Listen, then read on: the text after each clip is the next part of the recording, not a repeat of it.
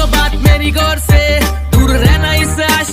तो जिन लोगों को लगता है ना कि टिकटॉक बैन हो गया तो अब हम लोग कुछ कर नहीं सकते, हम बेरोज़गार हो चुके हैं, हम कमा नहीं सकते, excuse me, we are a TikToker. और हम कोई भी काम करेंगे ना उससे पैसा हम कमा सकते हैं, हम कुछ भी करेंगे पैसे कमा सकते हैं, ओके? आराम से। तो गाइज आज हम जिस ऐप के बारे में बात करने वाले वो है MX प्लेयर। तो आप सबके फ़ोन में MX प्लेयर डाउनलोड होगा, बट आप उसके ऊपर कभी पैसा कमाने के बारे में सोच सकते थे? अभी मैं आपको दिखाऊंगा जैसे आप गेम खेलकर MX प्लेयर के थ्रू पैसा कमा सकते हो। तो देखते रहिए वीडियो आखिर तक।